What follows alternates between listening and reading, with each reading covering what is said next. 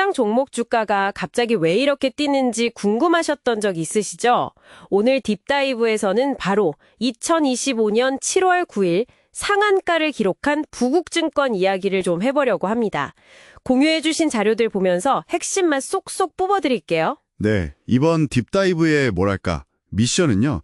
이 부국증권 주가 급등이 단순히 그냥 정책 때문이래? 하고 넘어갈 일인지, 아니면 그 이면에 다른 이유가 있는 건지, 뭐 회사 자체의 매력이라든가 혹은 더 큰 시장 흐름과 맞물려 있는지 그 속내를 한번 제대로 들여다보는 겁니다. 그렇죠. 정책 기대감부터 시작해서 회사의 실제 체력, 그리고 금융업 전반의 분위기까지 같이 짚어봐야겠죠. 좋습니다. 바로 한번 뛰어들어 보죠. 가장 직접적인 원인으로 꼽히는 건 역시 그 상법 개정안 기대감이었어요. 그렇죠. 네, 맞아요. 기업이 가진 자기 주식, 그러니까 자사주를 의무적으로 소각하게 만들 수 있다. 뭐 이런 내용인데. 이게 이재명 대통령 공약으로 부각되면서 확 불을 지폈죠. 그렇죠.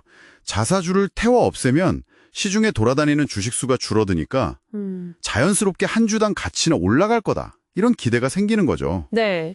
특히 부국증권처럼 자사주 비중이 높을 거다 이렇게 예상되는 곳에 돈이 몰린 건 어떻게 보면 당연한 반응일 수 있어요. 아, 그럴 수 있겠네요. 근데 여기서 한 발짝 더 들어가 보면 이 정책 논의가 단순히 뭐 개별 기업 이슈가 아니라는 점이 중요해요. 한국 증시의 오랜 문제 있잖아요.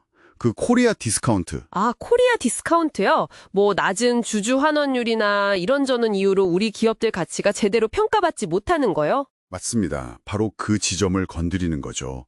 어떻게든 기업 가치를 제대로 평가받게 하려는 노력들, 예를 들어 정부의 밸류업 프로그램 같은 증시 부양책도 사실 이런 큰 그림 안에서 봐야 합니다. 기업들이 주주들한테 좀 더 많이 돌려주도록 유도하려는 거군요. 네, 그런 움직임이죠. 그런데 그 자료를 보니까 회사 자체 실적도 꽤 괜찮던데요?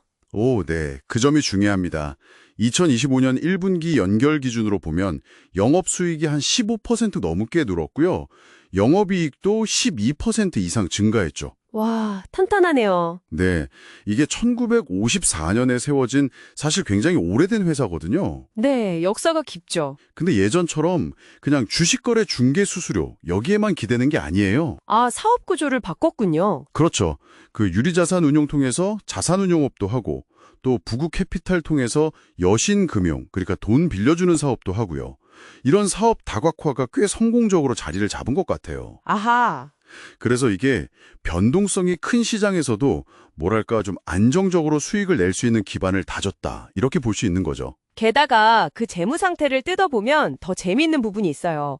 1분기 기준으로 PBR, 그러니까 주가 순자산 비율이 0.48배밖에 안 된다고요. 네네. 이건 뭐 회사가 가진 순자산 가치의 절반도 안 되는 가격의 주식이 거래되고 있다는 뜻 아닌가요? 와.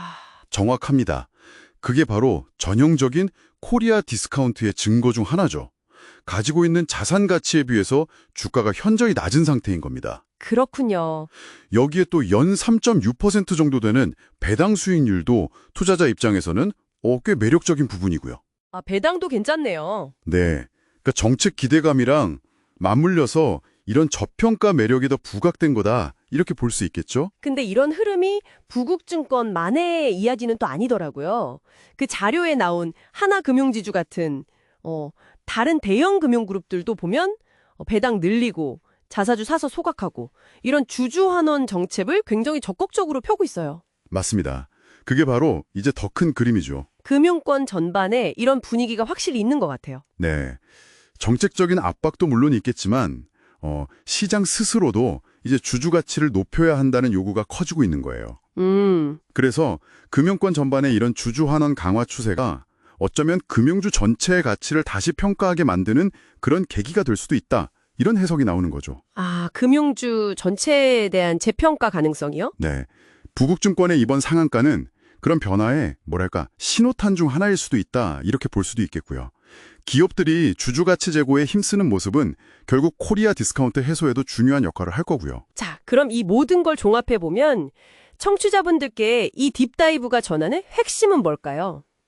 부국증권의 주가 급등은 그냥 한 가지 이유 때문이 아니라 자사주 소각 의무화라는 강력한 정책 기대감, 그리고 회사가 원래 가지고 있던 탄탄한 실적과 잘 다각화된 사업 구조, 여기에 더해서 금융산업 전체에 불고 있는 주주환원 강화라는 바람까지 이런 것들이 아주 절묘하게 만난 결과다 이렇게 정리할 수 있겠네요. 네, 그렇습니다. 여기서 이제 우리가 한번 던져볼 질문은 이런 것 같아요. 물론 앞으로 정책이 구체적으로 어떻게 될지, 시장 상황이 또 어떻게 변할지는 계속 지켜봐야겠죠. 변수는 항상 있으니까요. 그렇죠. 하지만 이번 사례는 정부 정책, 기업의 전략, 그리고 투자자들의 기대가 어떻게 서로 영향을 주고받는지를 아주 명확하게 보여주는 것 같습니다. 네. 앞으로 다른 정보들을 접하실 때요, 이런 주주가치 중심의 변화가 단순히 단기적인 주가 상승에 그칠 것인가, 아니면 더 나아가서 장기적으로 금융권을 포함한 한국 기업들의 경영 방식, 그리고 가치를 평가하는 기준 자체를 근본적으로 바꿀 수 있을 것인가, 그 가능성을 한번 주목해 보시면 어떨까 하는 생각을 던져봅니다.